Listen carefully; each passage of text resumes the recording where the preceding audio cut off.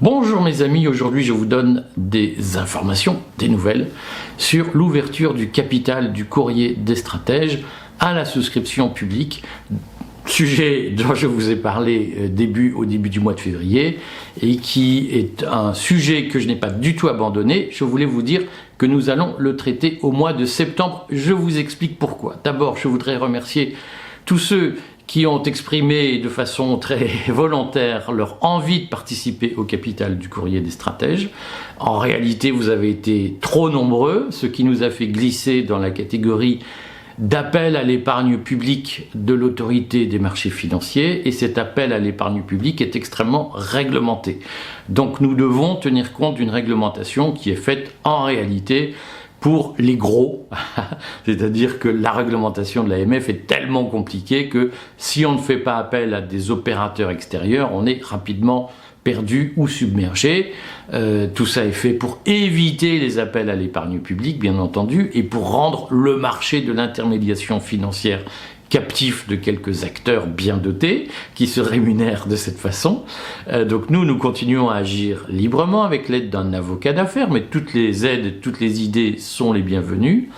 Donc nous avons par ailleurs rencontré les difficultés dans lesquelles le gouvernement nous empêtre totalement délibérément. Donc la banque que nous avons sollicitée pour accueillir le compte en banque du courrier des stratèges nous a d'abord expliqué que pour des problèmes de moralité, elle ne pouvait pas nous accepter comme clients. Ensuite, tout ça prend des proportions bureaucratiques. Je me souviens quand j'ai créé mes premières entreprises, ça allait beaucoup plus vite. Et en l'espace de 10 ans, la France s'est bureaucratisée. Et en réalité, l'ère Macron, il faut le redire, est une ère de bureaucratisation intense. Donc tous ceux qui ne se laissent pas avoir par l'espèce d'injonction de Macron est un néolibéral, et tous ceux qui regardent les choses en face savent que Macron est un étatiste. Je le redis, le Great Reset est un projet étatiste et Macron est l'un des hommes du Great Reset. C'est le big government, c'est l'étouffement par la réglementation, par la bureaucratie, l'étouffement des bonnes volontés et la mise sous tutelle petit à petit de la population grâce à des normes, des procédures, des lenteurs en tous sens, des exigences toujours plus lourdes pour vivre de son propre travail. Voilà, ça vous le savez, c'est d'ailleurs pour ça que vous lisez le courrier des stratèges. C'est pour entendre l'appel à cette société de l'ordre spontané qui exalte l'instinct de vie, l'élan vital, que nous appelons de nos voeux, nous les libertariens. Je voudrais vous dire que d'abord nous avons réussi le lancement du courrier des stratèges, donc nous avons un petit matelas financier qui fait que nous n'avons pas un besoin urgent de levée de fonds pour exister, pour développer nos activités. Nous pouvons regarder cela sereinement. Je vous remercie de votre intérêt. Je vous remercie tous ceux qui nous ont fait passer dans l'appel à l'épargne publique par l'abondance de leurs propositions de rentrer dans le capital, et notamment tous ceux qui nous ont dit « mais moi je souhaite entrer au titre de ma société, de ma SAS par exemple, et acheter plusieurs actions, parfois plusieurs dizaines d'actions ». C'est très bien, ça nous fait une très belle levée de fonds, totalement inattendue, mais on vous dit c'est possible, mais pour vous présenter un projet sérieux, puisque j'ai été frappé par le sérieux de votre envie de participer au capital de la Société des lecteurs du courrier, nous allons vous proposer un projet industriel sérieux à la rentrée, avec des statuts de la société que nous sommes en train de rédiger et une valorisation prémonique que je discute le 8 juin avec l'expert comptable pour être sûr de vous présenter un projet qui tient la route et qui soit convaincant. Vous savez, moi je comprends rien à tous ces trucs, je suis pas un homme de chiffres, et donc on se fait aider et vous aurez en septembre un projet de long terme qui bénéficiera de l'enrichissement des 8 premiers mois du courrier et finalement du premier bilan que nous pouvons tirer du fonctionnement de l'entreprise.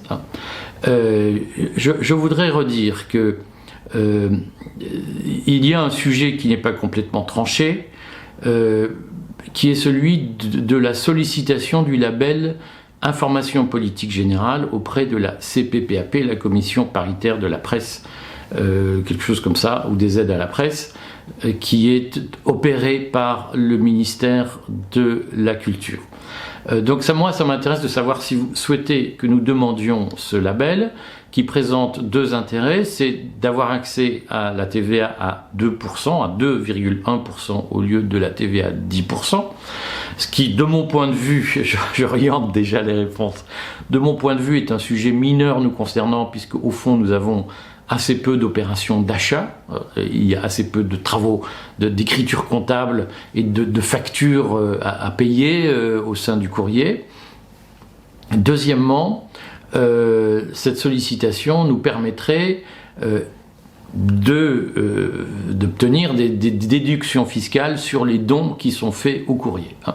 Et donc le label CPPAP fonctionne, c'est vrai, pour les journaux qui fonctionnent à partir de dons. Nous avons fait le choix de l'abonnement. Je voudrais redire pourquoi je suis très attaché à cette formule de l'abonnement et à cette formule de la presse payante. C'est que j'ai retenu d'abord une règle, c'est que quand c'est gratuit, c'est toi le produit. C'est-à-dire que les journaux qui fonctionnent gratuitement, ils ont besoin d'une source de financement.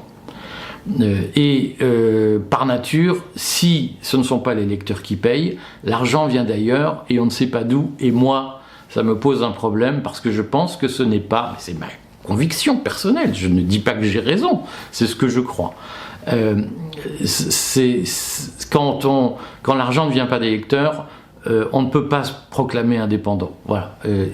Sauf à être très transparent sur ses ressources, et sauf à expliquer clairement d'où elles viennent. Il y a pour moi toujours un doute sur la transparence de la presse lorsque la presse est gratuite.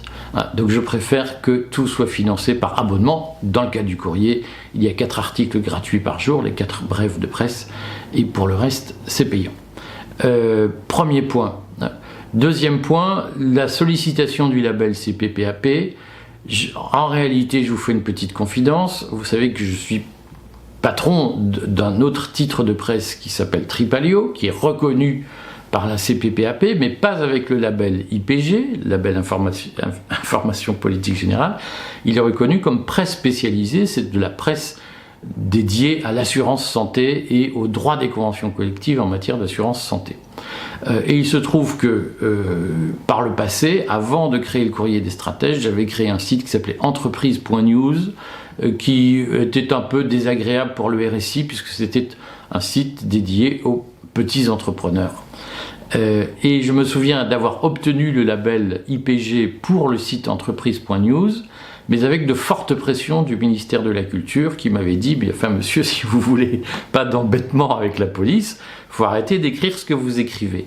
C'est-à-dire que je peux témoigner personnellement, c'est mon expérience personnelle, que l'obtention du label IPG fait l'objet de pressions, donne lieu à des pressions du pouvoir sur la ligne éditoriale.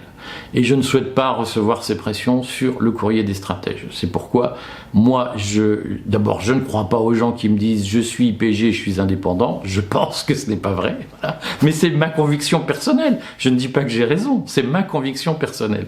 Voilà. Et mon expérience personnelle qui me montre que le ministère de la Culture monnaie, entre guillemets, c'est pas de la corruption financière, mais vous considère qu'il a un droit de regard sur votre ligne éditoriale lorsque vous sollicitez le label IPG.